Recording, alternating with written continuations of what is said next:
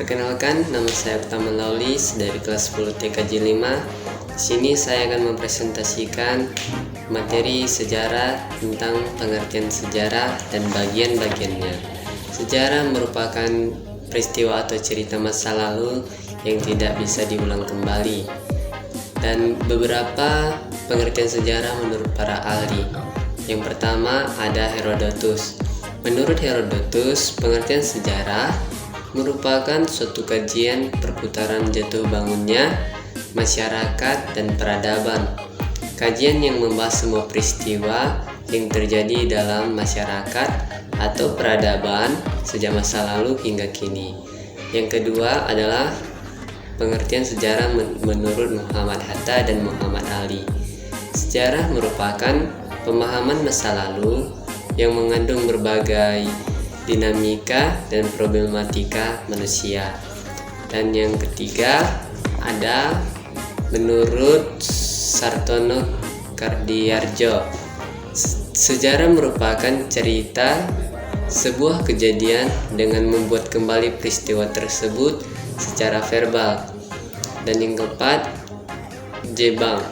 Sejarah merupakan semua kegiatan atau peristiwa masa lalu dan juga merupakan sebuah sarana memahami perilaku masa lalu, masa sekarang, dan masa yang akan datang. Dan yang kelima, menurut Robin Winks. Pengertian sejarah menurut Robin Winks lebih ke arah kemanusiaan. Menurutnya sejarah merupakan studi tentang manusia dalam kehidupan masyarakat. Dan beberapa ada kesimpulan yang bisa saya tarik dari pengertian sejarah menurut para ahli juga. Menurut saya adalah saya dapat menyimpulkan sejarah adalah suatu peristiwa masa lalu yang terlihat dengan kemanusiaan dan dibuat kembali ceritanya secara verbal sebagai sarana memahami perilaku masa lalu, masa sekarang, dan masa yang akan datang.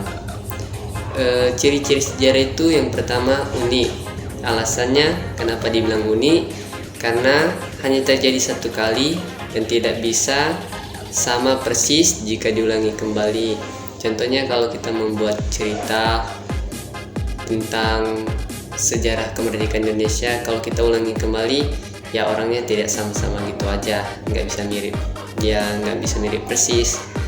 Contoh peristiwanya yaitu yang pertama peristiwa 1948 di Madiun dan peristiwa 1956 G30 SPKI.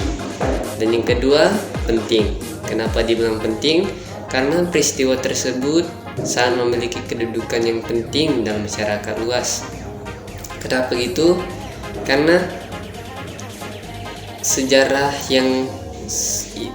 itu dia memberi pengaruh yang besar terhadap masyarakat luas yang bisa dirasakan hingga sekarang. Contoh peristiwanya adalah peristiwa Sumpah Pemuda. Jika para pemuda tidak bertegas untuk memaksa Soekarno untuk memproklamasikan kemerdekaan, tentunya Indonesia masih belum merdeka. Dan yang paling penting sih dari situ, Indonesia memang sudah merdeka dari penjajahan Belanda dan Jepang, tapi Indonesia masih belum merdeka karena masih dijajah oleh pemerintahnya sendiri. Ya, menurut saya begitu sih. Dan yang ketiga, ciri-ciri sejarah adalah ciri-cirinya abadi. Kenapa dibilang abadi? Karena peristiwa yang terjadi selalu dikenang dan tidak berubah-ubah alurnya. Contoh peristiwanya, peristiwa proklamasi kemerdekaan 17 Agustus. Ya, ceritanya gitu-gitu aja. Para pemuda memaksa Soekarno dan Muhammad Hatta untuk memproklamasikan kemerdekaan, sementara tentara Jepang balik ke negara asalnya karena Nagasaki dan Hiroshima telah dibombardir oleh sekutu. Dan contoh keduanya adalah peristiwa Hari Pahlawan 10 November. Itulah ciri-ciri sejarah tadi. Dan yang selanjutnya saya akan bahas adalah tentang hakikat sejarah. sejarah itu sebagai peristiwa-peristiwa yang telah terjadi sejak masa lampau. Yang pertama, sejarah sebagai kisah. Peristiwa atau kejadian pada masa lampau ke dalam suatu tulisan sehingga dapat dibaca dan dipahami dengan baik dan mudah dipahami. Contohnya ya, sejarah-sejarah tentang kemerdekaan Indonesia sekarang sudah bisa dituliskan dalam buku-buku bagaimana sejarahnya dulu. Jadi kita bisa lebih paham gitu tanpa harus mendengar. Ya, mendengar penting, tapi kita bisa membaca dan memahami sendiri hingga mendapat pemahaman yang benar juga. Dan sejarah sebagai ilmu. Kenapa dibilang sebagai ilmu? Sejarah dikatakan sebagai ilmu ya karena memiliki syarat-syarat tersebut, bersifat empiris, memiliki objek dan tesis dan metode. Ya, sebagai sebuah ilmu, dia maksudnya itu sebagai menjadi pengalaman dalam kehidupan kita. Dan sejarah sebagai seni. Kenapa dibilang seni? Karena seorang ahli sejarah membutuhkan intuisi, imajinasi dan emosi. Nah, sejarah itu memenuhi syarat-syarat sebagai menjadi sejarawan juga. Makanya orang sejarawan itu bisa mendapat ilmu dari sejarah-sejarah. Dan beberapa contoh hakikat sejarah adalah diakronis, sinkronis, dan kronologi. Yang di sini ya kita bisa lihat, diakronis adalah pendekatan atau metode dalam studi menekankan perubahan atau perkembangan dari waktu ke waktu. Istilah ini sering dipakai di bidang linguistik ya, sejarah dan ilmu sosial untuk menganalisa sesuatu seperti budaya dan bahasa.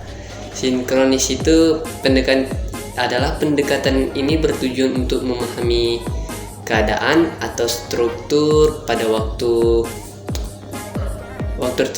tertentu ya, secara mendalami.